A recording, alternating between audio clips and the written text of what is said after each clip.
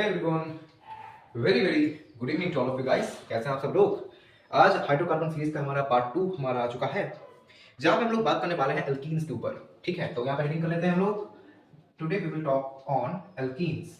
पिछला वीडियो अगर आपने नहीं देखा है और ये वीडियो देखने के लिए अगर आप आए हैं तो लिंक डिस्क्रिप्शन में दिया गया है, आप वहां पे जाके एल्कीन्स की वीडियो देख लेना, जिससे कि आपको और भी अंडरस्टैंडिंग में आसानी होगी, क्योंकि वहां पे बहुत सारे रिएजेंट, बहुत सारे फेनोमेना के ऊपर हमने बात की है। ठीक है, चलो आज हम लोग विदाउट एनी फर्दर डिले हम लोग जल्दी से अल्केन स्टार्ट कर देते हैं। आपको पता है अल्केन्स किन्हें कहते हैं? अल्केन्स बेसिकली अनसैचुरेटेड हाइड्रोकार्बन्स होते हैं। ठीक है, यानी यहाँ पे आपका डबल बॉन्ड देखने को मिल सकता है, आपको इस टाइप का कंपाउंड देखने को मिलेगा। ये है अल्कीन्स। ठीक है, इनको ओलिफिन्स भी बोला जाता है। समझ में आया आप सबको? ये तो बेसिक आइडिया है। अगर आपने टेंथ में ही पढ़ा होगा, अगर आपका जब टेंथ में ऑर्गेनिक केमिस्ट्री था वहां पे भी आपने पढ़ा होगा कि एल्केन्स किन्हें कहते हैं, अल्कीन्स किन्हें कहते हैं, अल्काइंस किन्हें कहते हैं। और ये देख सकते हैं आप लोग कि यहाँ पे ये है एक एल्कीन। ठीक है, यहाँ पे अलग अलग ग्रुप्स भी रह सकते हैं, सेम ग्रुप्स भी रह सकते हैं। ठीक बात है सर, बढ़िया है। अब यहाँ पे हम अगर प्रिपरेशन पे जाए तो फर्स्ट ऑफ ऑल जो मैं आपको दिखाना चाहता हूं दैट इज एल्काइन से इसका प्रिपरेशन कैसे डिफरेंट है। ठीक है, हम लोग दो तरीके से इसको डिफरेंशिएट कर सकते हैं। अब आप लोग बताओ कि यहां पे हम लोग यहां से एल्कीन्स को कैसे तैयार करें। ठीक है, तो आपको पता है कि LiAlH4 अगर हम लोग देंगे तो ये रिड्यूस्ड होगा। बट आप लोग सोच के बताइए, क्या ठीक तरीके से रिकॉर्ड हो रही है? हाँ, रिकॉर्डिंग चल रही है, चलो अच्छा। अब आप लोग बताओ, क्या लिथियम एल्यूमिनियम हाइड्राइड देने से हमारा काम बनेगा? I will say no. क्यों नहीं बनेगा सर, क्यों नहीं बनेगा? इसलिए नहीं बनेगा कि यहाँ पे आपको पता है कि लिथियम एल्यूमिनियम हाइड्राइड हाइड्रोजनेशन करता है और यहाँ पे ये आपको इथेन का फॉर्मेशन कर देगा। समझ में आया आप सबको? ये रिड्यूस कर देगा, बट बहुत ही स्ट्रॉन्ग रिड्यूसिंग एजेंट है। इस वजह से एक एक करके बॉन्ड खुलेगा और एक एक करके हाइड्रोजन ये एंटर करता जाएगा। इस वजह से आपको आपका डिजायर्ड प्रोडक्ट नहीं मिलेगा। तो लिथियम एल्यूमिनियम हाइड्राइड आप लोग यूज में नहीं ला सकते। अच्छा, इसके लिए हम लोग जो यूज करते हैं दैट इज दो रिएजेंट है। एक तो आपका हो गया H2PdCaCO3 यानी लिंडलर कैटलिस्ट। ठीक है, जब आप लोग लिंडलर कैटलिस्ट यूज करते हैं तब क्या होता है, तब यहां पे आपको डबल बॉन्ड देखा जाता है। और बेटर होगा कि मैं यहां पे आपको R दे दूं। ठीक है, मैं आपको R दे रहा हूं, मैं बता रहा हूं कि क्यों। और यहां पे आपको कुछ इस तरीके का प्रोडक्ट देखने को मिलेगा। ठीक है, इस तरीके के प्रोडक्ट को हम लोग बोलते हैं सिस प्रोडक्ट। ठीक है, मैं अभी एक्सप्लेन कर रहा हूं कि what is cis, what is trans, मैं भी बता रहा हूं। और इससे फर्दर रिएक्शंस के ऊपर ही बात करेंगे कि इस सिस और ट्रांस के ऊपर बेस करके हम लोग कैसे प्रोडक्ट को फॉर्म करते हैं। ठीक है, आ जाओ यहां पे अगर हम लोग sodium liquid ammonia they they, sodium in liquid ammonia अगर हम लोग देंगे, या फिर कोई भी अल्कलाइन मेटल आप लोग दे सकते हैं, इसको कहते हैं बर्च रिडक्शन। ठीक है, इसको कहते हैं बर्च रिडक्शन। ठीक है, अगर आप दोगे तो फिर यहाँ पे तब भी यहाँ पे हाइड्रोजनेशन होते हैं, बट विद अ कॉम्प्लिकेशन कि यहाँ पे आपको सिस प्रोडक्ट नहीं देखने को मिलता है, आपको मिलता है ट्रांस प्रोडक्ट। ठीक है, आपको यहाँ पे ट्रांस प्रोडक्ट देखने को मिलेगा। समझ में आया आप सबको? अब यहाँ पे ध्यान से देखना। ठीक है, ध्यान से इस वीडियो को देखना, इस पार्ट को। अब हम लोग सिस और ट्रांस के बीच में थोड़ा सा डिफरेंशिएट कर लेते हैं। ध्यान से देखो, ये जो सिस आपका कंपाउंड दिख रहा है यहाँ पे, ये जो एल्किल ग्रुप है और ये एल्किल ग्रुप है, ये दोनों सिमिलर जो एल्किल ग्रुप है, ये सिमिलर ग्रुप्स एक ही साइड में है, यानी दोनों ही नीचे हैं। आप लोग यहाँ पे समझने के लिए देखो, दोनों ही इस तरीके से हैं, दो हाइड्रोजन है वो इस तरीके से है, यानी ये जो सिमिलर ग्रुप्स हैं वो सेम साइड में है। ठीक है, अगर ऐसा आपको कोई फॉर्मेशंस दिखे तो फिर उसको हम लोग सिस बोलेंगे। यहाँ पे देखो R यहाँ पे है, एक और R यहाँ पे है, यानी एक दूसरे के ऑपोजिट है।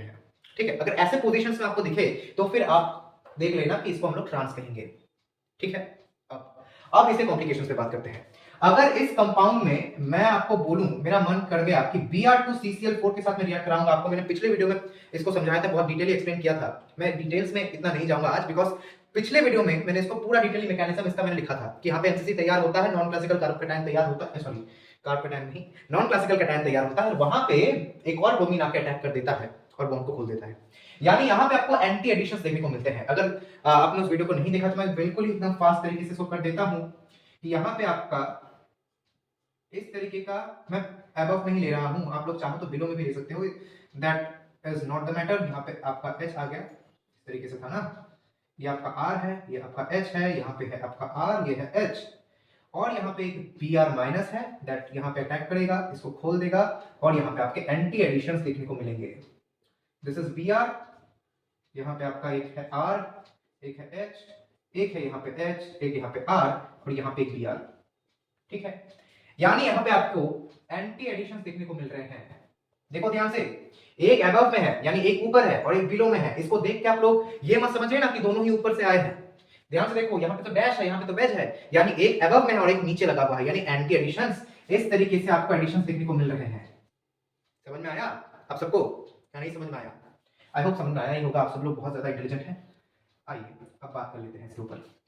अगर यहाँ पे ट्रांस है और ये एंटी एडिशंस कर रहा है तो जो प्रोडक्ट बनेगा वो होगा मीजो, वो होगा मीजो।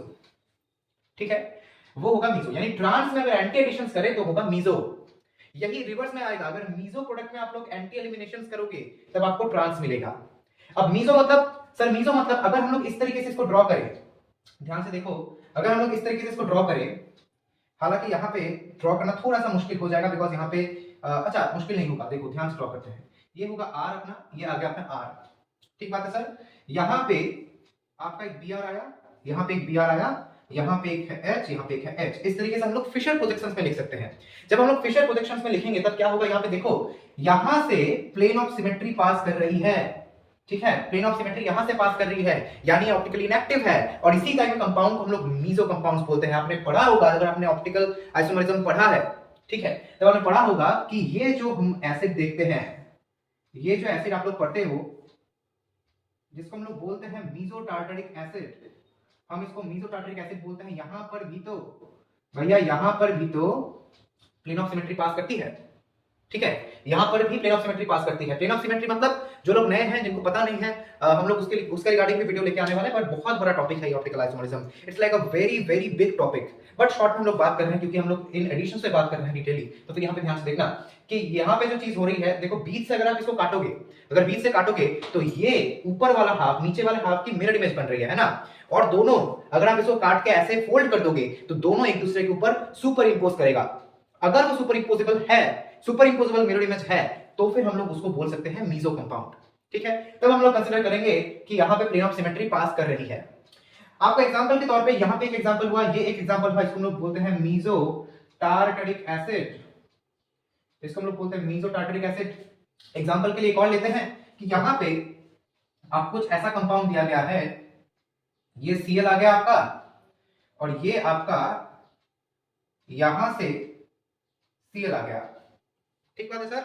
अच्छा, अगर हम लोग देखो यहां से अगर इसको काटेंगे, एकदम डायगोनली आप लोग काटो और फोल्ड करो, देखो एटम्स हैं, एटम्स भी तो आप लोग हाफ में काट दोगे ना, तो फोल्ड करोगे तब भी ये प्लेन ऑफ सिमेट्री आपको दिखाएगा। यानी ये दोनों हाफ एक दूसरे के मिरर इमेज है और एक दूसरे के ऊपर सुपर इंपोज हो सकते हैं। ठीक है, आप लोग देख लो यहाँ पे एक दूसरे के ऊपर सुपर इंपोज हो सकते हैं। एक बार फोकस देख लेता हूँ कि फोकस ठीक ठाक है या नहीं, नहीं तो गड़बड़ा जाएगा पूरा मैटर। अच्छा, फोकस तो बिल्कुल मस्त है, कोई बात नहीं, चलो। अच्छा, ऐसा हो सकता है आप लोग इसको इस तरीके से ना काट कर आप लोग इस तरीके से भी काट सकते हैं, आप लोग बीच से भी काट सकते थे, बट इट्स फाइन। ठीक बात है, चलो समझ में आया। तो ट्रांस में अगर एंटी एडिशंस होंगे तो मीजो प्रोडक्ट तैयार होगा आपका। अगर हम लोग इसको फिशर में ड्रॉ ना करके हम लोग अगर कुछ इस तरीके से ड्रॉ करें, देखो अगर इस तरीके से ड्रॉ करेंगे, न्यूमैन्स में ड्रॉ करते हैं, अच्छा फिशर में ड्रॉ ना करके न्यूमैन्स प्रोडक्शन में ड्रॉ करते हैं, तो कुछ इस तरीके का आपको चीज देखने को मिलेगी। ये हमारा बी आर आ गया, ये एक बी आर यहाँ पे, एक आर यहाँ पे, सॉरी एक एच यहाँ पे, एक एच यहाँ पे, और एक आर यहाँ पे, एक आर यहाँ पे। यानी आप देखो एक दूसरे के ऑपोजिट हम लोग लगा रहे हैं हर बार। ठीक है, अगर मीजो में आया तो कुछ इस तरीके का आपको प्रोडक्ट फॉर्म करता हुआ दिखेगा। हम लोग बहुत डिटेल से बात कर रहे हैं इसका। ठीक है, तो क्या याद रखना है आपको, ट्रांस में अगर एंटी एडिशंस होंगे तो मीजो प्रोडक्ट तैयार होगा आपका। ठीक बात है, चलो। अब जाहिर सी बात है, तो अगर सिस में हम लोग एंटी एडिशंस करेंगे तो क्या होगा, अगर सिस में यही सेम चीज होगी तो फिर हम लोग रेसमिक प्रोडक्ट हमको मिलेगा। अगर सिस में मैं थोड़ा सा क्लीन कर लेता हूं जिससे कि आपको प्रॉब्लम ना हो, थोड़ा सा मैं मिटा दे रहा हूं उसको जिससे कि आपको प्रॉब्लम ना हो। अच्छा, अगर यहां पे हम लोग एंटी एडिशंस कराएंगे तो फिर हम लोग को रेसमिक प्रोडक्ट मिलेगा। ठीक है, रेसमिक प्रोडक्ट मिलेगा। SN1 SN2 अगर आपने पढ़ा है तो रेसमिक प्रोडक्ट आपको पता होगा, दैट इज इन्वर्जन और रोटेशन दोनों ही यहाँ पे देखने को मिलते हैं। दो टाइप के कंपाउंड्स का मिक्सचर को हम लोग बोलते हैं रेसमिक प्रोडक्ट। ठीक बात है, तो क्या याद रखना है हमको, सिस में अगर एंटी एडिशन होगा तो रेसमिक, ट्रांस में अगर एंटी होगा तो हमको मिलेगा मीजो कंपाउंड। समझ में आया आप सबको? आई होप आप सबको समझ में आया होगा। आइए बात कर लेते हैं, आगे चलते हैं हम लोग इस वीडियो में, आगे चलते हैं। चलो, अब ये तो बात हो गई हमारी एक फॉर्मेशन की। इसके अलावा भी हम लोग अल्कोहल से भी फॉर्मेशंस कर सकते हैं। ये अपना अल्कोहल हो गया। अब यहाँ पे एक चीज आपको ध्यान रखनी है कि अल्कोहल एक ऐसा कंपाउंड है, इस अल्कोहल से आप कोई भी कंपाउंड बना सकते हैं। ठीक है, आप यहाँ से एल्डिहाइड भी बना सकते हैं, यहाँ से एसिड भी बना सकते हैं, यहाँ से आप लोग एल्केन भी बना सकते हैं, एल्कीन भी बना सकते हैं। ठीक है, तो यहाँ पे हम लोग कैसे बनाते हैं, देखो हम लोग यहाँ पे H2SO4 अगर दे देंगे, यानी यहाँ पे हम लोग अगर डिहाइड्रेशन इसका करेंगे तो क्या होगा, ये बहुत कॉमन मैकेनिज्म है, आपको पता है, ये H+ को कैप्चर करेगा, OH2 पॉजिटिव बन जाएगा। जब OH2 पॉजिटिव बनता है तो ऑक्सीजन क्या करता है, बहुत ज्यादा ही एग्रेसिव हो जाता है और यहाँ पे बॉन्ड टू इलेक्ट्रॉन खींचता है, ये बॉन्ड वीक हो गया। तो यहाँ पे जो ये H है, ये H क्या करेगा, यहाँ पे इस बॉन्ड को देगा, इसको निकाल देगा और यहाँ पे आपको CH2 ऐसा देखने को मिल सकता है। इट मे बी कि ये मैकेनिज्म आपको अलग अलग जगह पे अलग अलग देखने को मिले, बिकॉज ये प्रेफरेंस के ऊपर डिपेंड करता है। बहुत सारे मैकेनिज्म IUPAC ने दे रखे हैं। ठीक है, उनमें से कुछ मैकेनिज्म ऐसे भी हैं जो कि IUPAC ने अभी भी अप्रूव नहीं किए हैं, लाइक AlCl3 का मैकेनिज्म। ठीक है, AlCl3 का जितने भी मैकेनिज्म आपको देखने को मिल रहे हैं कि फिर का फैसाइलेशन, एल्काइलेशन, ये सब IUPAC ने अभी तक अप्रूव नहीं किए हैं। ठीक बात है। चलो, ये तो आपका डिहाइड्रेशन से, तो हम लोग यहाँ पे डिहाइड्रेशन से तैयार कर चुके हैं हमारा एल्कीन। ठीक है, एल्कीन तैयार कर चुके हैं। अब जब एल्कीन तैयार हो गया तब हम लोग एक और चीज पर बात कर लेते हैं। लेट अस सपोज कि यहाँ पे हमने ब्यूटीन ले लिया, यहाँ पे हमने ब्यूटीन ले लिया। ठीक है, अब हम यहाँ पे अगर O3CCl4 या फिर CHCl3 यानी क्लोरोफॉर्म या फिर कार्बन टेट्राक्लोराइड या फिर कोई भी पोलर एक्रोटिक सॉल्वेंट से हम लोग यहाँ पे ट्रीट करें, आपको पता होगा कि ये सब पोलर एक्रोटिक सॉल्वेंट होते हैं, तब यहाँ पे जिसका फॉर्मेशन होता है उसको हम लोग कहते हैं ओजोनाइड फॉर्मेशन। ठीक है, इस रिएक्शन का नाम ही बता रहा हूँ आपको, पहले पूरा रिएक्शन आप लोग देख लो, क्योंकि इसके भी अंदर कॉम्प्लिकेशंस आपको देखने को मिलेंगे। क्योंकि अभी मैं एक आपको क्वेश्चन कराने वाला हूँ जिसमें हमको ओजोनोलिसिस का बहुत बढ़िया एकदम मस्त एप्लीकेशन देखने को मिलने वाला है। तो चलिए करते हैं। अब यहाँ पे देखो, ये जो डबल बॉन्ड है, इसका ट्रिक भी बता दूंगा मैं आपको। ये जो डबल बॉन्ड है, ये अगले स्टेप में क्या होता है, कुछ इस तरीके से आपको देखने को मिलेगा। ये O, यहाँ पे CH, यहाँ पे CH3, यहाँ पे एक O, यहाँ पे एक O, यहाँ पे एक O। समझ में आया आपको? बहुत सुंदर सा एक कंपाउंड तैयार हुआ, इसको हम लोग बोलते हैं ओजोनाइड। ओजोनाइड फॉर्मेशन हो गया। अब इस ओजोनाइड फॉर्मेशन जब हो गया, तब नेक्स्ट स्टेप में हम लोग जिंक वाटर देते हैं।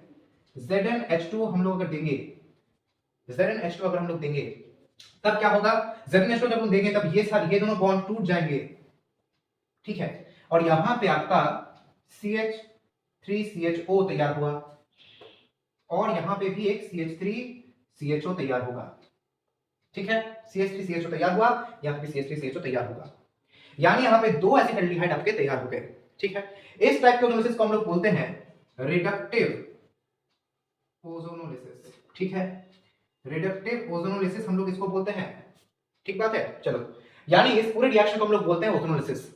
ओजोनोलिसिस एक बहुत ही बढ़िया आपका मेथड है जहां से आप लोग एल्कीन से एल्डिहाइड का फॉर्मेशन कर सकते हो, यहां तक एसिड का भी फॉर्मेशन कर सकते हो। कैसे पता है? इसको तो बोलते हैं रिडक्टिव ओजोनोलिसिस। हालांकि रिडक्टिव ओजोनोलिसिस आपको ज्यादातर कंपैरेटिव एग्जाम्स में पूछा जाता है, जेईई मेन से ही पूछा जाता है, जेईई एडवांस में भी ज्यादातर रिडक्टिव ही पूछा जाता है। बहुत ही कम टाइम ऐसा आया है जहां पे आपको ऑक्सीडेटिव पूछा गया था, कुछ पर्टिकुलर ईयर्स पे। ठीक बात है, एक दो क्वेश्चन ही पूछे जाते हैं मैक्सिमम रिडक्टिव या ऑक्सीडेटिव से। ठीक है, बट मैक्सिमम क्वेश्चंस आपको रिडक्टिव ओजोनोलिसिस का ही देखने को मिलता है। बोर्ड्स में बोल लो या फिर 12th में आपका या फिर आपका नीट हो, जेईई मेंस हो, हर कंपैरेटिव एग्जाम में ही रिडक्टिव ओजोनोलिसिस आपको पूछा जाता है।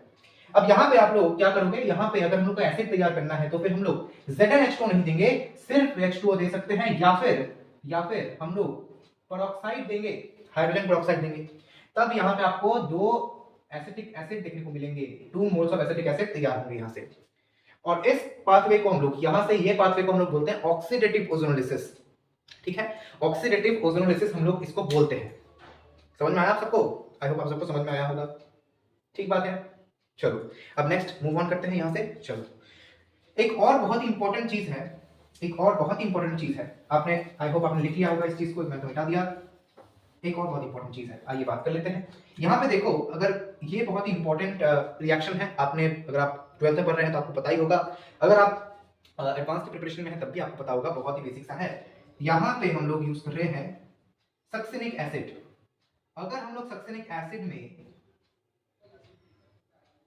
ये सक्सेनिक एसिड हो गया, 1 2 3, अच्छा यहाँ पे 2 आएगा, यहाँ पे 2 आएगा, 1 2 3 4, अच्छा हाँ। सक्सेनिक एसिड में अगर हम लोग NaOH दे दें या फिर समझो NaOH दिया या फिर KOH दे दें, तो फिर यहाँ पे आपको एक सॉल्ट देखने को मिल सकता है, ऐसा सॉल्ट आपको देखने को मिल सकता है। ठीक है सर, इसको हम लोग बोलते हैं सक्सेनिक एसिड, इसको हम लोग बोलते हैं सक्सेनिक एसिड, और ये है आपका सोडियम सक्सिनेट। अब ये सोडियम सक्सिनेट आपका हो गया यहाँ पे, ठीक है। फर्दर रिएक्शंस हम लोग करते हैं, चलो। अच्छा यहाँ पे वाटर भी आप लोग दे दो, H2 भी दे दो, ठीक है।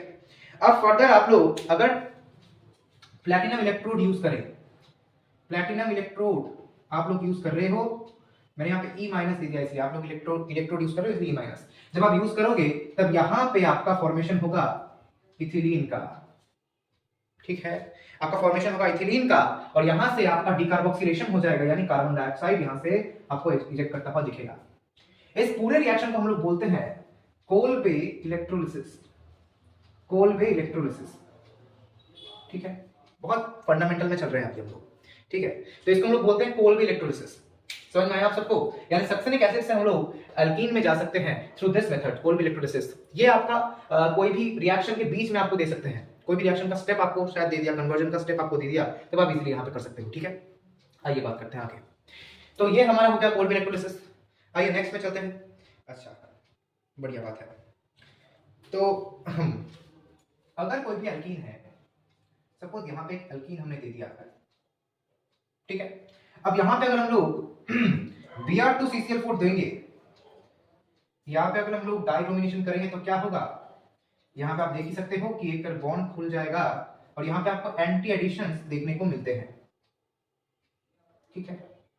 ऐसे कंपाउंड को हम लोग बोलते हैं विसिनल डाइहैलाइड, विसिनल डाइहैलाइड। समझ में आया आप सबको? ऐसे कंपाउंड को हम लोग बोलते हैं विसिनल डाइहैलाइड, ठीक बात है सर। बट अगर ऐसा कंपाउंड तैयार ना होके अगर आपको इस तरह का कंपाउंड देखा जाए, CH3CH, यहां पे एक Br है, यहां पे एक Br है, इसको हम लोग कहेंगे जेमिनल हैलाइड या फिर जेमिनल डाइहैलाइड, ठीक है। जेम हैलाइड आप लोग कह सकते हो, इसको हम लोग बोलते हैं जेमिनल डाइहैलाइड। ये छोटा सा इंफॉर्मेशन आपको दिया मैंने, ठीक बात है। यहां पर हमेशा आपको याद रखना कि Br2CCl4 देने से आपको एंटी एडिशंस ही देखने को मिल सकते हैं, Br2H नहीं दोगे तब भी ऐसा ही होता है, ठीक बात है। चलो आगे चलते हैं हम लोग, आगे कुछ एक क्वेश्चन पे आते हैं। इस क्वेश्चन का बात मैं कर रहा था, तो उस क्वेश्चन को पहले लिख लेते हैं, आप लोग भी लिख लेना उस क्वेश्चन को। इस क्वेश्चन को एक पैराग्राफ टाइप का क्वेश्चन है जहां पे आपको कुछ इस तरह की चीज पूरी जाती है। मैं आपको पूरा पैराग्राफ नहीं दिखाऊंगा, बिकॉज पूरा पैराग्राफ अगर मैं लिखने जाऊंगा तो बहुत बड़ी हो जाएगी वीडियो, तो मैं एक क्रक्स लिख देता हूं जिससे कि आपको आसानी हो। So as you can see, यहाँ पे मैंने क्वेश्चन को लिख दिया है, एक जिस तरीके से लिख दिया है कि पैराग्राफ क्वेश्चन था, ठीक बात है। क्या बोला गया है कि यहाँ पे पी कंपाउंड दिया गया है जिसका आपको जनरल फॉर्मूला दे दिया गया है। अब इस पी कंपाउंड का कुछ स्पेसिफिकेशंस दिया गया है, कैरेक्टरिस्टिक दिया गया है कि ये P compound bromine water test में पॉजिटिव देता है, ठीक है, यानी ब्रोमीन वाटर को डीकलराइज कर सकता है। ये भी एक अनसैचुरेटेड कंपाउंड का प्रॉपर्टी है। कोई भी अनसैचुरेटेड कंपाउंड, लेट्स सी यहाँ पे आप यहाँ पे एसिडिटी सॉरी इथिलीन को ले लो, ये ब्रोमीन वाटर जब आप दोगे, आपको पता है ब्रोमीन वाटर का कलर रेडिश होता है, इस रेड कलर को ये कलरलेस कर देता है, ठीक है, ये इसका प्रॉपर्टी है। यहां तक कि ये KMnO4 को भी डीकलराइज कर सकता है, ठीक है। ये यहां पे आइडेंटिफिकेशन के लिए हम लोग यूज करते हैं, यानी यहां पे समझ में आ रहा है आपको कि यहां पे एक डबल बॉन्ड तो आपको मिलेगा ही, यहां पे एक एल्कीन तो है ही, बट यहां पे 2 O भी आप लोग देख सकते हो, यानी यहां पे ऑक्सीजन का भी प्रेजेंस है। अब आगे बढ़ते हैं, क्वेश्चन में देखते हैं। प्लस यहाँ पे एक और चीज दिया गया है कि यहाँ पे एक आयोडोफॉर्म टेस्ट भी आप लोग देख सकते हो, ओके, ये आयोडोफॉर्म टेस्ट में भी पॉजिटिव है। अब आयोडोफॉर्म टेस्ट क्या है भैया, तो आयोडोफॉर्म टेस्ट भैया कुछ इस तरीके से देखो, अगर हम लोग देखो कीटो मिथाइल ग्रुप अगर किसी में प्रेजेंट है, या फिर अल्फा हाइड्रोक्सी मिथाइल ग्रुप अगर आपके पास प्रेजेंट है, तो देखो अगर इस तरीके का आपको ग्रुप प्रेजेंट है और ये कोई हाइड्रोजन या फिर कार्बन के साथ जुड़ा हुआ है, तब आप मान लेना कि ये कंपाउंड पॉजिटिव आयोडोफॉर्म टेस्ट देगा। आयोडोफॉर्म टेस्ट में बेसिकली होता है कि मैं मैकेनिज्म में नहीं जा रहा हूं इस टाइम पर, बिकॉज इसका मैकेनिज्म मैंने कवर कर रखा है जहां पे मैंने क्वेश्चन सॉल्व किया है, ठीक है। तो बार बार एक चीज नहीं करते हैं, आप वहां पे जाके देख लेना कि यहाँ पे क्या होता है, I2NaOH देते हैं हम लोग और यहाँ पे CH3 का येलो प्रेसिपिटेट पड़ता है, ठीक है, येलो पीपीटी जनरेट होता है। अगर ऐसा कोई कंपाउंड येलो पीपीटी जनरेट करता है तब हम लोग कहेंगे कि ये कंपाउंड पॉजिटिव आइडोफॉर्म टेस्ट दे रहा है। याद रखना कि ये दोनों ग्रुप्स रहने चाहिए और वो हाइड्रोजन और कार्बन के साथ डायरेक्टली कनेक्टेड होना चाहिए, ठीक बात है। तो यहाँ पे पी कुछ इस तरह का कंपाउंड है, बढ़िया बात है, बढ़िया बात है। चलो और क्या बोला गया कि पी का जब ओजोनोलिसिस करते हैं हम लोग H2O2 के प्रेजेंस में, देखा हमने अभी पढ़ा है कि H2O2 के प्रेजेंस में अगर ओजोनोलिसिस हो रहा है, यानी ये ओजोनोलिसिस ऑक्सीडेटिव है या रिडक्टिव है? Of course it is oxidative. तो ये ओजोनोलिसिस है आपका ऑक्सीडेटिव ओजोनोलिसिस, यानी एसिड्स में ये बदलेगा। सही बात है? हाँ सर सही बात है, बढ़िया। अच्छा अब देखो यहाँ पे क्या बोला गया है, Q और R तैयार कर रहा है, जहां पे Q पॉजिटिव आइडोफॉर्म टेस्ट देता है बट R नहीं देता है, R नेगेटिव देता है, यानी नहीं देता है। बढ़िया है, बोर्ड को क्राउडेड नहीं रखते हैं, इसको भी क्लीन कर देते हैं। अच्छा अब क्या बोला गया, Q और R दोनों ही पीसीसी के साथ रिएक्ट जब करता है, यानी pyridinium क्लोरोक्रोमेट के साथ, ठीक है, इसको हम लोग बोलते हैं पीसीसी यानी pyridinium क्लोरोक्रोमेट। मैं इतना बड़ा नाम नहीं लिख रहा हूं, आप लोग लिख लेना शॉर्ट नोट में कि इसको बोलते हैं लोग pyridinium क्लोरोक्रोमेट। ये बेसिकली क्या करता है, जब अल्कोहल रहता है ना, अब देखो यहाँ पे अगर OH है तो यहाँ पे CH3 है और मान लो यहाँ पे आपका कोई और ग्रुप लगा हुआ है, ठीक है, यहाँ पे H है और यहाँ पे कोई और ग्रुप लगा हुआ है। अगर आप यहाँ पे पीसीसी दोगे तो पीसीसी एक माइल्ड ऑक्सीडाइजिंग मतलब माइल्ड ऑक्सीडाइजिंग एजेंट है, इतना कुछ ज्यादा स्ट्रॉन्ग नहीं है। KMnO4 या फिर आपका K2Cr2O7 इतना स्ट्रॉन्ग नहीं है, ये एक माइल्ड सा या फिर मॉडरेट सा है। तो ये क्या करेगा, ये इस अल्कोहल को बदल देगा हमारे डबल बॉन्ड O में, ठीक है, समझ में आया आप सबको? ये आपको डबल बॉन्ड O में इसको बदल देगा, ठीक बात है सर, बढ़िया है। चलो अब बात कर लेते हैं आगे, और क्या बोला गया है। तो हमको इतने देर में क्या समझ में आया कि P एक ऐसा कंपाउंड है जहां पे 2 ऑक्सीजन हैं और ये पॉजिटिव आइडोफॉर्म टेस्ट दे रहा है, यानी यहाँ पे या तो ये कीटोमिथाइल ग्रुप रहेगा या फिर ये अल्फा हाइड्रोक्सी मिथाइल ग्रुप रहेगा, ठीक है। आप लोग कैलकुलेशन करके देखना कि यहाँ पे ये कीटोमिथाइल नहीं रह सकता due to the number of hydrogens. यहाँ सबको पता चल रहा है कि इट मस्ट बी, यहाँ पे 2 आपके OH ग्रुप लगे हुए हैं, यानी यहाँ पे एक हिंट हमको मिल रहा है कि भैया ये यहाँ पे आपको 2 OH ग्रुप लगे हुए रहेंगे, ठीक है। चलो और ओजोनोलिसिस में, ऑक्सीडेटिव ओजोनोलिसिस में आपके 2 प्रोडक्ट तैयार होंगे, यानी 2 एसिड्स तैयार होंगे, ठीक है। 2 ऐसे एसिड तैयार होंगे जहां पे एक आपको पॉजिटिव आइडोफॉर्म टेस्ट देगा और दूसरा नहीं देने वाला है, यानी एक के अंदर आपको ये ग्रुप देखने को मिलने वाला है, दूसरे के अंदर ये ग्रुप नहीं रहेगा। यानी एक में OH ग्रुप है, दूसरे में भी हो सकता है, नहीं है मैं नहीं कहूंगा, बट कुछ पोजीशंस की वजह से उसका पोजीशन थोड़ा सा ऑल्टर किया गया है या फिर ऑल्टर रहेगा, जिस वजह से यहाँ पे पॉजिटिव आइडोफॉर्म नहीं दे रहा है। और ये दोनों पीसीसी के प्रेजेंस में S और T जनरेट करते हैं, जो कि दोनों ही पॉजिटिव आइडोफॉर्म दे रहा है भैया। अब तो ये शायद दिमाग चकरा रहा होगा आपका, आइए आगे देखते हैं।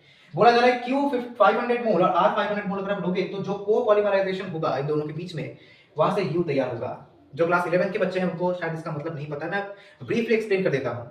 कोपॉलीमराइजेशन 2 डिफरेंट कंपाउंड्स के बीच में होता है और जब ये प्रोसेस होता है तब यहां से या तो एस्टर तैयार होता है या फिर कोई एमाइड का फॉर्मेशन होता है, ठीक है। यानी यहाँ पे बेसिकली वाटर निकल सकता है या फिर नाइट्रोजन निकल सकता है या फिर ऐसा कोई बाई प्रोडक्ट निकल जाता है, जिस वजह से यहाँ पे आपको एक कोपॉलीमर मिलता है। 2 मोनोमर्स मिलके एक कोपॉलीमर बनाते हैं। Of course this too will be different, ठीक है। आइए इसके सॉल्यूशन में आते हैं। तो यहाँ पे एक एसाइक्लिक कोपॉलीमर है, यानी एक साइक्लिक कोपॉलीमर नहीं होने वाला है। और ये 500 मोल है, यहाँ पे भी 500 मोल आपको दिया गया है।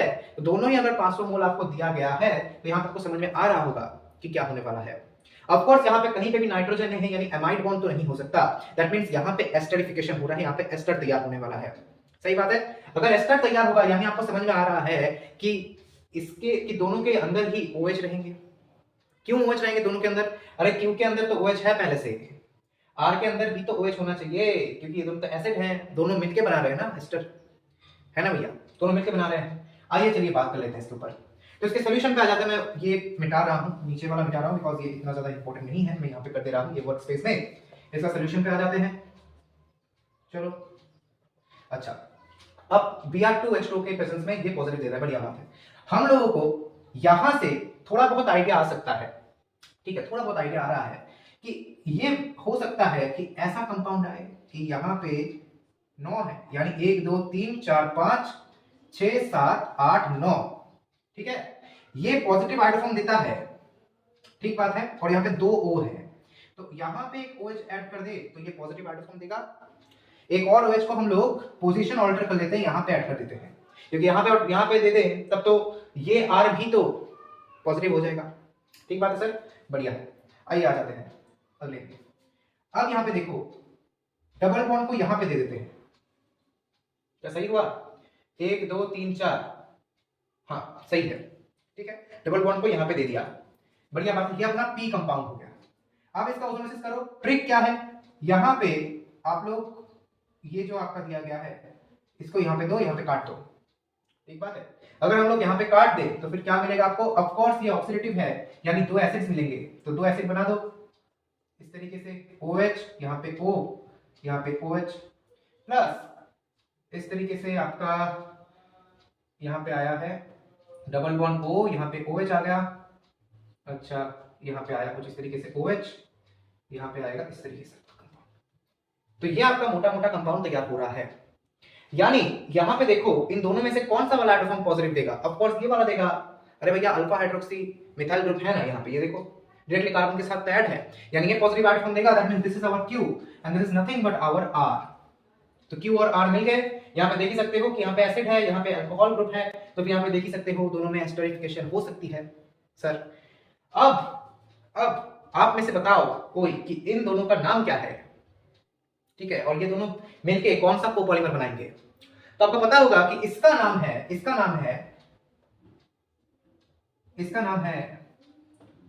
2 हाइड्रोक्सी, चलो यही करते 2 हाइड्रोक्सी ब्यूटाइरिक एसिड, ठीक है, 2 हाइड्रोक्सी ब्यूटाइरिक एसिड। और दूसरे का नाम क्या है? अच्छा 2 ना लिख के हम लोग ये लिखते हैं ना, 2 ना लिख के ये तो बीटा हाइड्रोक्सी कर देते हैं। चलो ये अल्फा है, ये बीटा है, यानी बीटा हाइड्रोक्सी ब्यूटाइरिक एसिड। और यहाँ पे देखो ये अल्फा है, ये बीटा है, यानी ये होगा आपका बीटा हाइड्रोक्सी वैलेरिक एसिड। समझ में आया? तो बीटा हाइड्रोक्सी ब्यूटारिक एसिड और बीटा हाइड्रोक्सी वैलेरिक एसिड ये दोनों जब मिलते हैं, सेम क्वांटिटी दिया गया है, दोनों जब मिलते हैं तब तैयार होता है आपका कोपॉलीमर एसिड होने के बाद PHBV, जो कि एक बायोडिग्रेडेबल कोपॉलीमर है जिसका नाम है आपका पॉलीबीटा हाइड्रोक्सी ब्यूटारेट को बीटा हाइड्रोक्सी वैलेरेट। बहुत बड़ा नाम है। एक और बता दें कि ये PHBV एक बायोडिग्रेडेबल पॉलीमर है। आप लोग यहाँ पे लिख सकते हो शॉर्ट नोट में, आपको फ्यूचर में काम आएगा। ये एक बायोडिग्रेडेबल पॉलीमर है जिसका नाम है बहुत बड़ा नाम है इसका, पॉलीबीटा हाइड्रोक्सी ब्यूटारेट को बीटा हाइड्रोक्सी वैलेरेट। समझ में आया आप सबको? इसके ऊपर भी आएंगे हम लोग कि इसका लैटिस फिटिंग के बारे में भी हम लोग आएंगे। इसका नेक्स्ट क्वेश्चन भी है कि इसका लैटिस फिटिंग कैसा है, ठीक है। आपको पता ही होगा कि ऑफ कोर्स इसका लैटिस फिटिंग ज्यादा होगा। अच्छा ठीक है, चलो हम लोग आगे आते हैं। तो ये तो अपना बन गया। अब क्या बोला गया है आपको? बट हमारा क्वेश्चन यहाँ पे नहीं होता, बोला गया sum of the number of oxygen atoms in S and T। अब S और T दोनों ही पॉजिटिव हाइड्रोफॉर्म दे रहे हैं, तो समझ में आ ही रहा है आपको, PCC के साथ रिएक्ट करा रहे हैं, अल्कोहल ग्रुप है, तो ये क्या बनेगा? डबल बॉन्ड O हो जाएगा। ठीक बात है ना, डबल बॉन्ड O हो जाने वाला है सर, बढ़िया बात है। चलो डबल बॉन्ड O कर देते हैं, डबल बॉन्ड O कर देते हैं, तो दोनों ही आपके पॉजिटिव हाइड्रोफॉर्म टेस्ट देंगे। और साथ ही साथ ये एसिड है, ये एसिड भी तो रिड्यूस्ड हो जाएगा, ये एसिड भी रिड्यूस्ड हो जाने वाला है आपका, ठीक है। तो PCC दोगे आप लोग, एसिड भी रिड्यूस्ड हो जाएगा। अच्छा PCC के बाद I think followed by heating था। अच्छा चलो हीटिंग कर देते हैं, इसमें कोई बड़ी बात नहीं है। अच्छा तो PCC दोगे, यहाँ पे आपका डबल बॉन्ड हो जाएगा, हीट करोगे एसिड निकल जाएगा, डीकार्बोक्सिलेट हो जाएगा। तो PCC दे दो फॉलोड बाय हीट, तो क्या होगा आपका? यहाँ पे डबल बॉन्ड बन गया, एसीटोन बन गया, ये आपका S है, ये आपका T है, ये तो डीकार्बोक्सिलेशन हो गया सर, ये आपका T है। तो समझ में आ ही रहा है आपको, 2 ऑक्सीजन दिख रहे हैं, तो this will be 2, the answer will B 2। दोनों ही पॉजिटिव हाइड्रोफॉर्म देंगे, देखो कीटो मिथाइल ग्रुप है ना दोनों में। अच्छा बढ़िया क्वेश्चन था ना, बहुत बढ़िया क्वेश्चन था ऑफ कोर्स, ठीक है। ऐसे क्वेश्चंस आपको पूछे जा सकते हैं, बट ये पैराग्राफ फॉर्म में था और मैंने आपको यहाँ पे सिंप्लीफाइड वे में दिखाया। आपको क्वेश्चन जब एग्जाम में दिया जाएगा आपको खुद पढ़ के करना होगा, यानी आपको इतना सिंप्लीफाइड वे में नहीं दिया जाएगा, आपको पढ़ के करना होगा, तब समझ में आएगा कि आपको कैसे आप लोग अपना स्किल लगा सकते हैं, ठीक है। आइए नेक्स्ट पे बात कर लेते हैं, और भी कुछ चीजें हैं जिसके ऊपर हमको बात करनी है, तो कुछ क्वेश्चंस के ऊपर हम लोग बात कर लेते हैं जो कि बहुत इंपॉर्टेंट है आपके एग्जाम के रिस्पेक्ट में। चलिए बात करते हैं, इसको मिटा देते हैं और क्वेश्चन को मैं लिख देता हूं, आप लोग खुद पहले ट्राई करना, उसके बाद वीडियो को पॉज भी कर सकते हैं आप लोग, खुद पहले ट्राई करना, उसके बाद आप लोग इस वीडियो को कंटिन्यू करना, ठीक है। चलो मैं एक बार पॉज करता हूँ और इसको लिख लेता हूँ पहले क्वेश्चन को। अच्छा, मैंने क्वेश्चन लिख दिया, आप देख ही सकते हैं। अब यहाँ पे आपको बोला है कि फाइंड m प्लस n। अब what is m, what is n मैं बताया था आपको। क्वेश्चन में बोला गया है n product C undergoes photochromination with one equivalent of Br2 and produces m monobromo derivatives। यानी यहाँ पे C का अगर आप लोग फोटोक्रोमिनेशन करोगे Br2HNO देके तो आपके m मोनोब्रोमो डेरिवेटिव्स बनेंगे। अच्छा, and DOU of Q is n, यानी degree of concentration of Q। आपने डिग्री ऑफ कॉन्सेंट्रेशन आपको नहीं पता है तो आप लोग डिस्क्रिप्शन में जाओ, वहां पे GOC की DPPs देखो, डिटेलली मैंने वहां पे DOU को कवर कर रखा है। ठीक है, तो degree of concentration of Q is n, तो फिर m प्लस n क्या होंगे? ठीक बात है, चलो इसको सॉल्व करें। चलो सॉल्व करते हैं। तो फर्स्ट में आपको दिया गया है, देखो H प्लस दिया गया है, इसके सॉल्यूशन में आते हैं। आई होप आपने ट्राई किया होगा, तो आप लोग एक बार क्रॉस चेक कर लीजिए यहाँ से। तो यहाँ पे आपके दो पॉसिबिलिटीज हैं। H प्लस दिया गया है यानी एसिडिफिकेशन का किया गया है, आपको प्रोटिक वर्कअप है, तो प्रोटिक वर्कअप किया गया है, तो आपके पास दो पॉसिबिलिटी है। या तो ये जो लोन पेयर है, ये लोन पेयर आके इस H प्लस को पकड़ेगा, या फिर ये डबल बॉन्ड आके इस H प्लस को पकड़ेगा। अब जो बच्चे सोच रहे हैं कि ये OH जाके पकड़ेगा, आप बहुत बड़े भ्रम में जी रहे हैं। I am really very sorry, ऐसा नहीं होने वाला। क्यों नहीं होने वाला? क्योंकि अगर ऐसा हुआ तो फिर यहाँ पे देखो कुछ इस तरीके का नहीं दिखेगा क्या कंपाउंड, प्लस हो जाएगा। क्या यहाँ पे कुछ परिवर्तन आप कर सकते हो?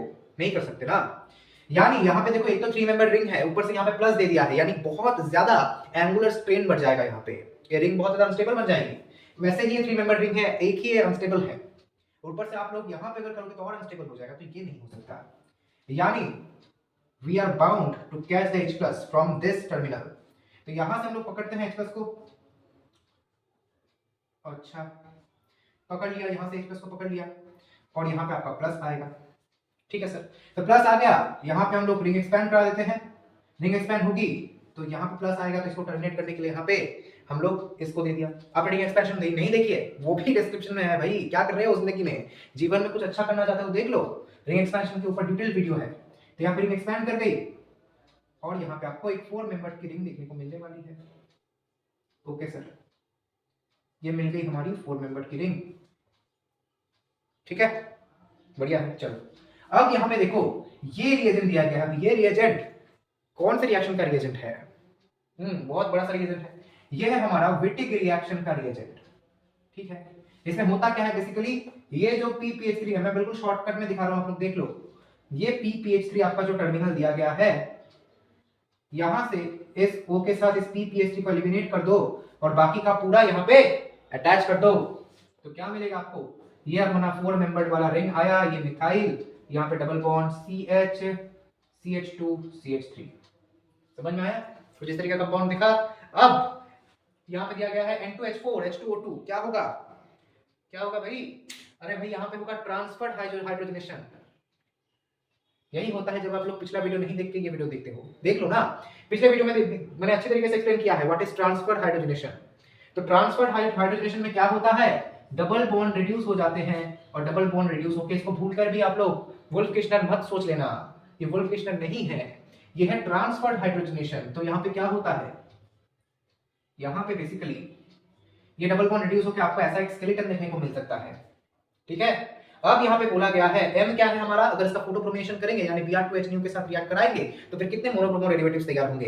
तो समझ में आया आप सबको? आपको पता ही होगा, यहाँ पे एक हो सकता है, एक यहाँ पे आके लग सकता है, और एक ब्रोमीन यहाँ पे आके लग सकता है, एक यहाँ पे आके लग सकता है, आइडेंटिकल नहीं है ये, यहाँ पे आके लग सकता है, यहाँ पे भी आके लग सकता है, और आप सोच रहे हो कि यहाँ पे नहीं लगेगा, यहाँ पे भी लगेगा, ये भी आइडेंटिकल नहीं है, और यहाँ पे भी लग सकता है।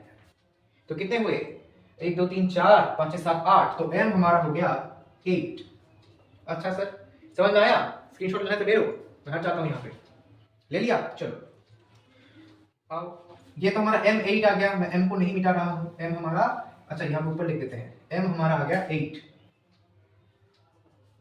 अब यहाँ पे सेकंड पार्ट पे आते हैं। अब सेकंड पार्ट पे ये जो कंपाउंड दिया गया है, कैन यू गेस ये कंपाउंड क्या है? It is a very beautiful compound. ये है अपना पैराबेंजोक्विनोन, ये है अपना पैराबेंजोक्विनोन, P बेंजोक्विनोन। समझ में आया? This is parabenzoquinone. अब पैराबेंजोक्विनोन बेसिकली पिंकिश कलर का होता है, पिंक कलर का क्रिस्टल होता है। ठीक है।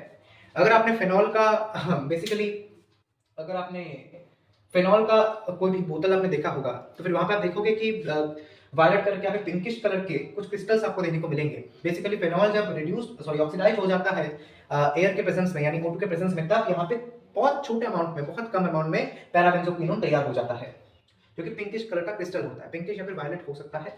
आओ देखते हैं। अब यहाँ पे HBr1 इक्विवेलेंट दिया है आपने, बहुत बढ़िया। तो आपने HBr1 इक्विवेलेंट दिया है, अब क्या होगा समझ में आ ही रहा है आपको कि ये बॉन्ड यहाँ पे जाएगा, ये खुलेगा और यहां से इस H+ को पकड़ेगा। ठीक बात है सर? ठीक है। अच्छा चलो, यहाँ पे प्लस जनरेट हुआ। अब बहुत बुक्स में क्या किया गया है पता है, ये यहाँ पे आया, ये कुछ यहाँ पे था, यहाँ पे OH आया। बहुत बुक्स में दिया गया है कि जो Br- है ना, ये Br- यहाँ पे अटैक करता है तब जाके बॉन्ड उठता है। बट डजंट मैटर, यहाँ पे कोई मैटर नहीं होगा, ये इतना कुछ मैटर नहीं करता। यहाँ पे आपके ब्रोमीन लगा, अच्छी बात है। यहाँ पे आपका Br आ गया, ठीक है, यहाँ पे OH है और यहाँ पे डबल बॉन्ड O है। अच्छा सर, क्या हो गया? अब क्या होगा? अब क्या होगा? अब ध्यान से देखना, हीट दिया गया है तो यहाँ पे एक H है, देखो तो क्या होगा, यहाँ पे टॉटोमराइजेशन हो गया। क्यों टॉटोमराइजेशन हुआ? बिकॉज ये कीटो फॉर्म में है और कीटो फॉर्म ज्यादा स्टेबल नहीं होता, ठीक है। यूजुअली कीटो फॉर्म इतना स्टेबल नहीं है, ठीक है। अच्छा सॉरी मैं गलत बोल गया, थोड़ा सा उल्टा बोल गया। यूजुअली कीटो फॉर्म स्टेबल होता है, इनॉल फॉर्म स्टेबल नहीं होता। आप लोग आपके पूरे सिलेबस में कुछ तरीके के टॉटोमराइज्म पढ़ोगे, ठीक है। कीटो इनॉल पढ़ सकते हो आप लोग, नाइट्रो एसी पढ़ोगे, फिर एमाइड इमिडॉल पढ़ोगे, एमीन इमीन पढ़ोगे, ठीक है। वही ऐसा है ये कीटो इनॉल टॉटोमराइज्म। तो ये कीटो है और इसका इनॉल हम लोग बनाने जा रहे हैं। क्यों इनॉल यहाँ पे स्टेबल है? इनॉल बेसिकली स्टेबल नहीं होता, बट या तो अगर उसके अंदर इंट्रामोलिकुलर हाइड्रोजन बॉन्डिंग हो जाए या फिर एरोमेटिसिटी आ जाए, तब ये स्टेबिलिटी गेन कर लेगा बढ़िया तरीके से। तो यहाँ पे देखो ये एरोमेटाइज्ड हो जा रहा है, यहाँ पे एक बेंजीन रिंग आपको देखने को मिलेगी। तो यहाँ पे आपको बन गया और ऑर्थोब्रोमोक्विनॉल मिल गया। आपको ऑर्थोब्रोमोक्विनॉल मिल गया कि नहीं? मिल गया। इसको बोलते हैं हम लोग ऑर्थोब्रोमोक्विनॉल, ठीक है। पता ही होगा यहाँ पे अगर OH रहेगा तो उसको बोलेंगे हम लोग कैटेकॉल। अगर यहाँ पे रहेगा, मेटा में रहेगा तो उसको बोलेंगे रेसोर्सिनॉल, और यहाँ पे रहेगा तो उसको हम लोग बोलेंगे क्विनॉल। तो फिर कैटेकॉल, रेसोर्सिनॉल, क्विनॉल, तो ये हमारा ऑर्थोब्रोमोक्विनॉल, ठीक है। अच्छा, अब NH दिया गया है। NH क्या करेगा? यहाँ पे जो H- है इस हाइड्रोजन को चुराएगा, ये H- यहाँ पे इस हाइड्रोजन को, अरे यार ये तो ऑक्सीजन को भी चुरा लेगा। ठीक, ये H है, ये H- है, यहाँ पे चुराएगा, माइनस आ जाएगा दोनों में। ठीक बात है सर, आ जाओ।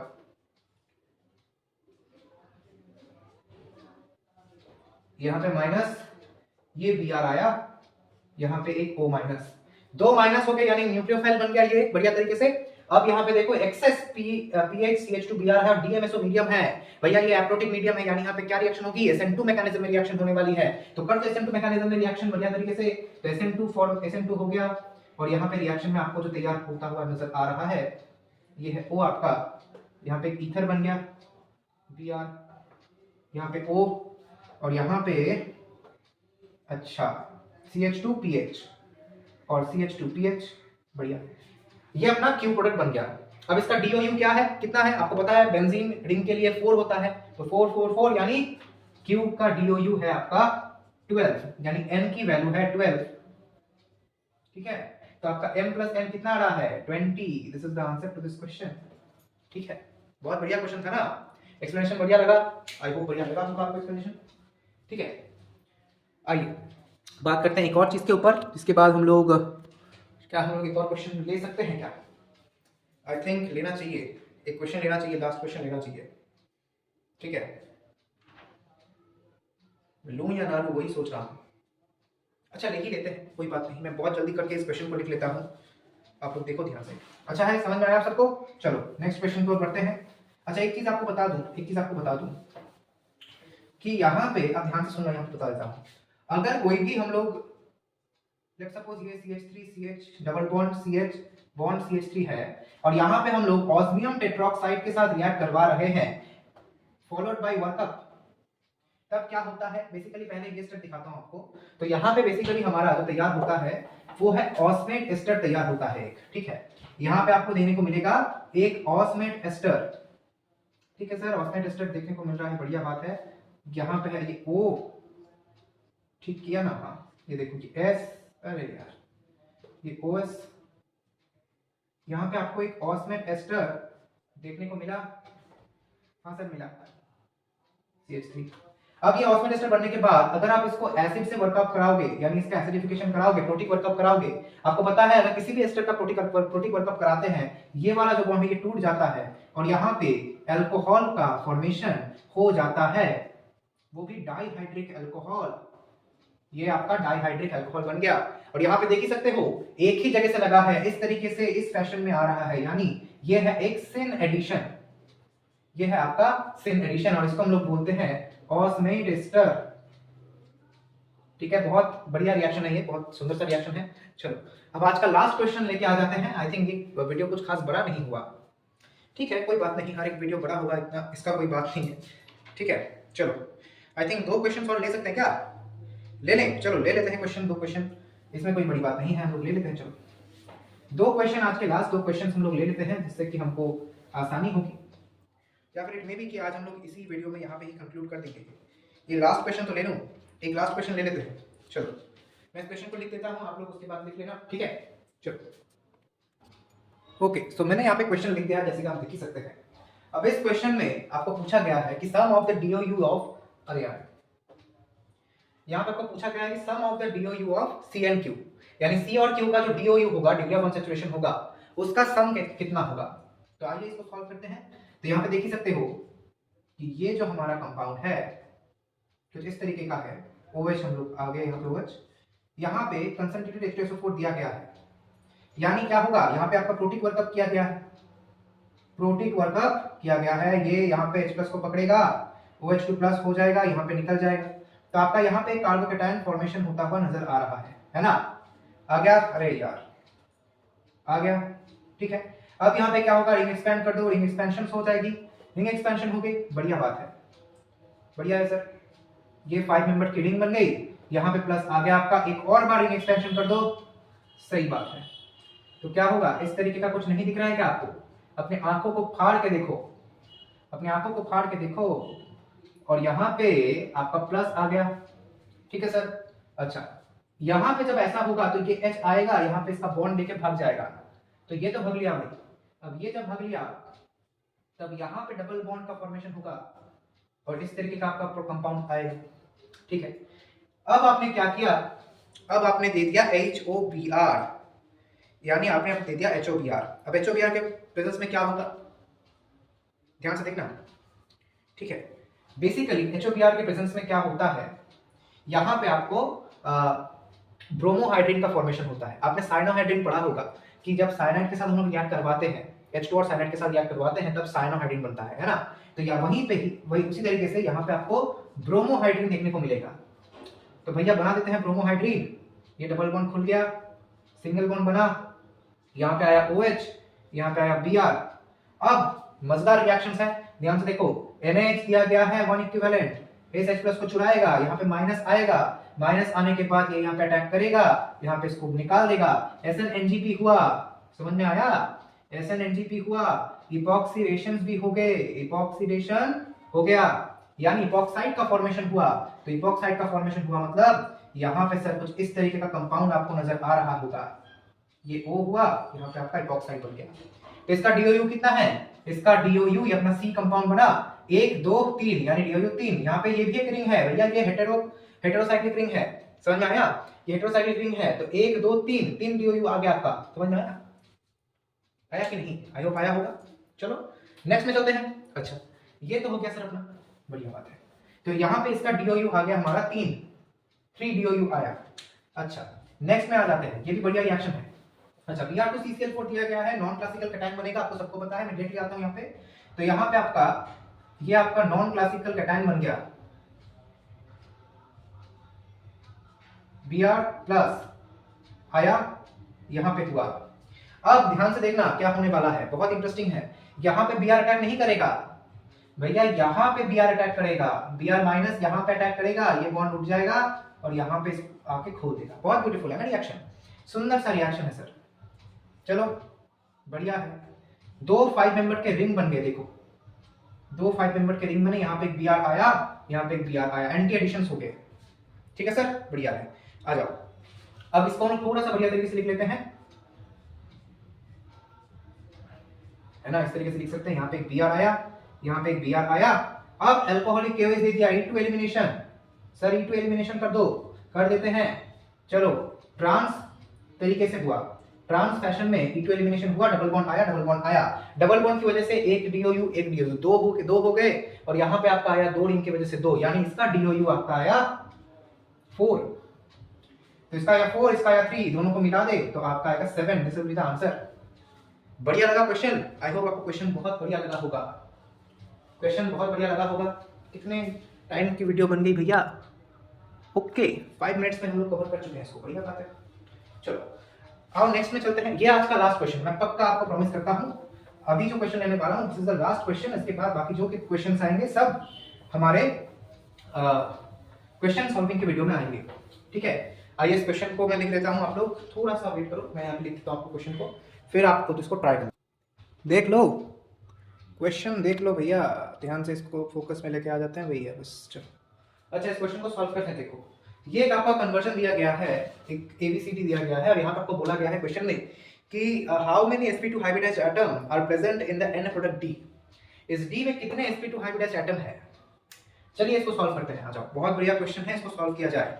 तो आपको पता है CH3O Na, यहाँ पे आपका CH3O माइनस एक बेस की तरह काम करता है ना, तो बेस की तरह काम करता है, बढ़िया बात है। यहाँ पे देखो, और यहाँ पे अल्कोहल भी दिया गया है, यानी यहाँ पे क्या होने वाला है? यस यू आर राइट, यहाँ पे होने वाला है E2 एलिमिनेशन। ये यहाँ पे आया, इसने बॉन्ड दिया, ये निकल गया।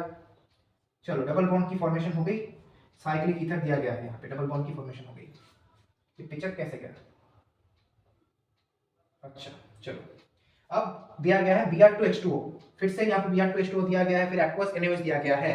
यू नो वेरी वेल कि यहाँ पे क्या होता है, Br2H2O देने से ब्रोमोहाइड्रिन का फॉर्मेशन होता है ना भैया। तो Br है, यहाँ पे इसने दिया, इसने खोला, उसके बाद यहाँ पे कुछ इस तरीके से आया O, यहाँ पे आया प्लस, यहाँ पे आया Br, अच्छा यहाँ पे प्लस नहीं आएगा, यहाँ पे NCC का फॉर्मेशन होगा, Br पॉजिटिव, OH माइनस आएगा, फटाक से यहाँ पे अटैक करेगा, और फिर यहाँ पे आपका ब्रोमोहाइड्रिन का फॉर्मेशन हो गया। चलो ब्रोमोहाइड्रिन का फॉर्मेशन हो गया, ठीक है, ब्रोमोहाइड्रिन आपका फॉर्मेशन हो गया। अब क्या करें? अब क्या दिया गया है क्वेश्चन में?